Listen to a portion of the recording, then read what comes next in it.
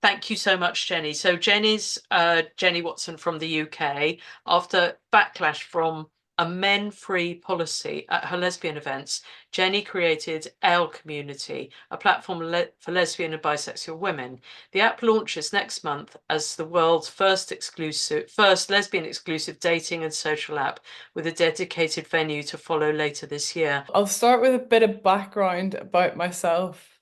So, one time someone described me as an accidental activist because the timeline was started doing events and so I hadn't peaked and they were inclusive events. So I thought we're all in this fight together, right? So it was an LGBT group and then I peaked at Get the L Out. And that was it was a really profound experience for me, very emotional experience. And I remember doing Google searches, trying to find a community, and I couldn't find anything. And I realize now that it's because Google was censored, right? And if I'd went on Twitter, I would have found that community. So the first thing is Get the L Out at their action. They showed me that someone who had no idea that there was an alternative. Um, yeah, and fundamentally, that's what we want to do because I feel like many, particularly young women, they don't realize that there is an alternative, and that's our mission. Um, so when I couldn't find anything on Google, I just gave up, thinking there's nothing. I think I found one organization. I found Women's Place UK, and the events weren't frequent. I think I found one, and it was months away. So I just gave up, and I just had to accept it. And so I went back to my events, and I didn't want to get them cancelled. So I just had to accept what was going on. Although I moved away from the LGBT and I made splinter groups, so lesbian splinter groups. But the problem was over the years, it just got worse and worse. And then it got to a point where I thought, I can't take it anymore. And that was last year. And so we got cancelled. The bar manager, they joined a WhatsApp group called London Against Transphobia, to get all my events cancelled. And keep in mind, we'd had so many beautiful outcomes from doing, 7, 8 years of events. We had 2 weddings, and we also had platonic parenting, which I think is quite nice because of all the surrogacy things going on at the moment. So it's 2 gay men, lesbian couple, and I thought that was really beautiful. And then, yeah, it was all taken away from us overnight. And then I got the LGBT Alliance involved, who helped me. We were all cancelled. Victory, I thought. But no, because the story had spread so wide, like every time we would run an event, there were activists there, and they, as you know, they don't behave very well. They intimidated women. We used to have, we had a good quantity of people turning up to the events, and after that, women were scared. And so we had to self-cancel in the end.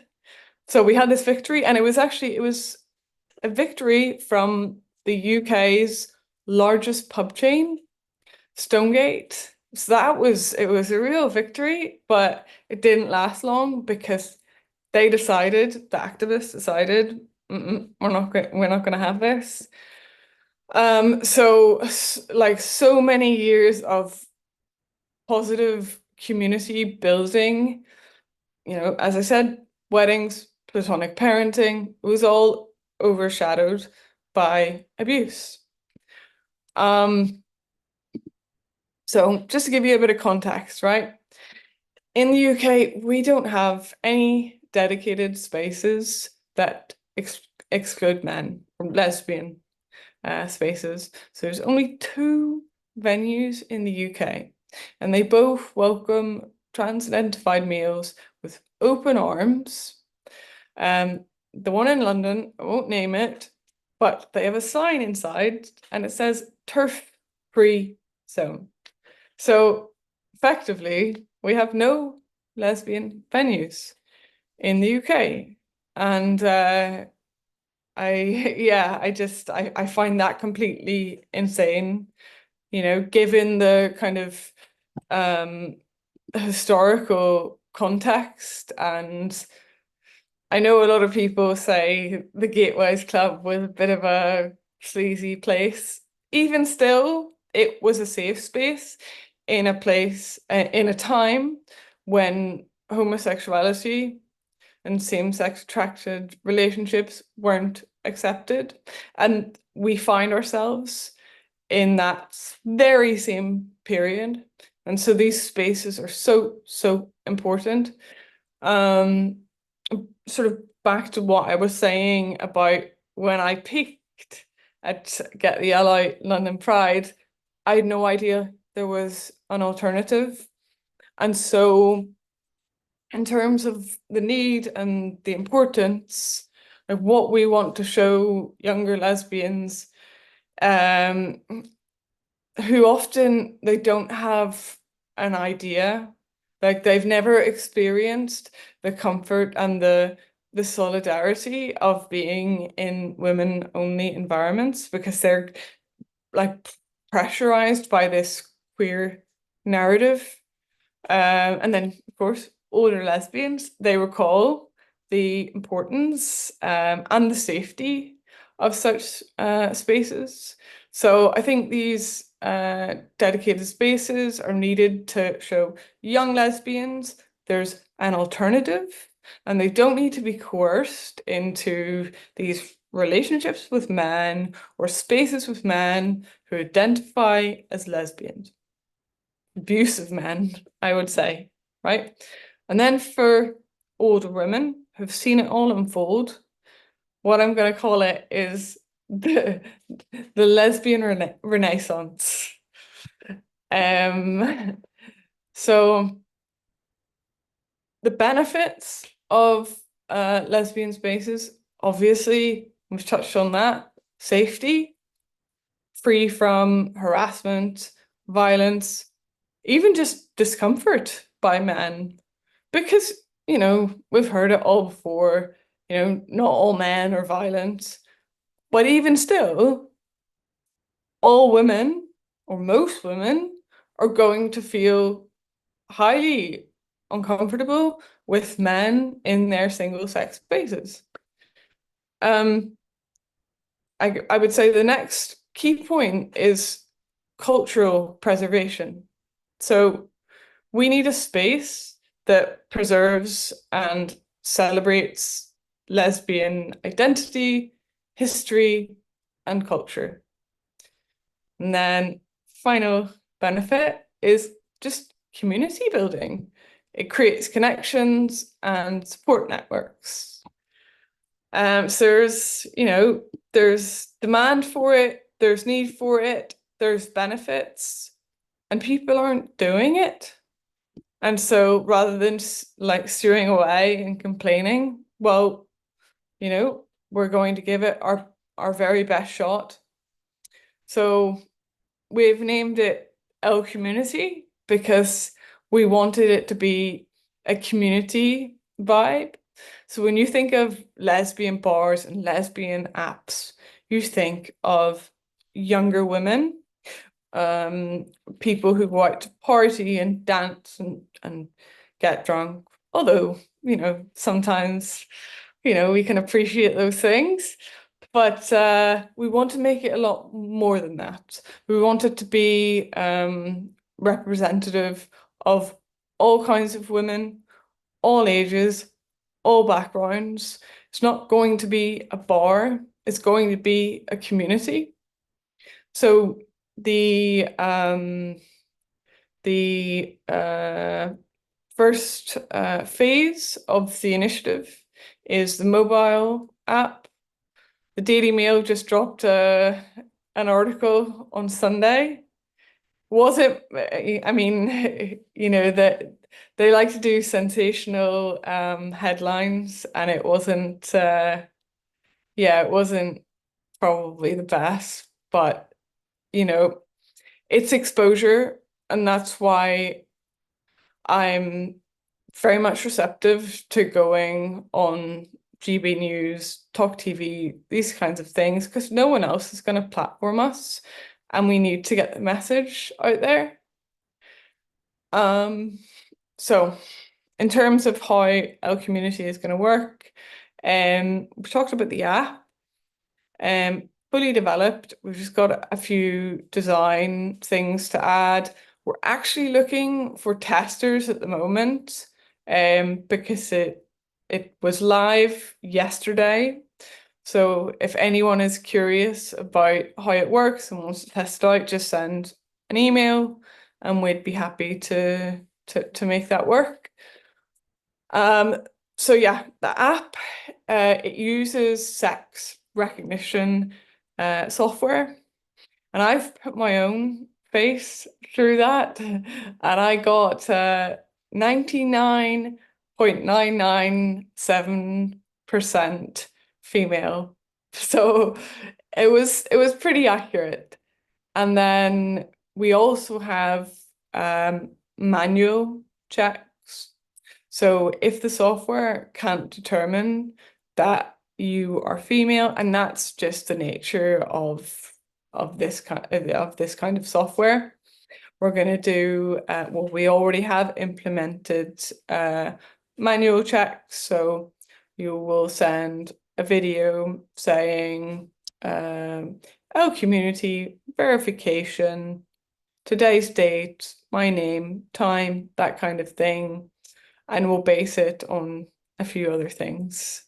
But the technology itself, I have to say, I've tested it on quite a few people. I don't know if I should admit this, but one of our app developers has a younger brother. He's 19, 20, and we got him a wig, put some makeup on, and the software still knew exactly that he was a man, because it's not based on stereotypes. It's based on, what we all know, bone structure, the hairline, and other things as well. So yeah, I'm really looking forward to doing the proper launch for that. In terms of the other digital spaces, we've got a already live social networking site, but I should say both of these things are free to sign up for. You don't need to pay a fee.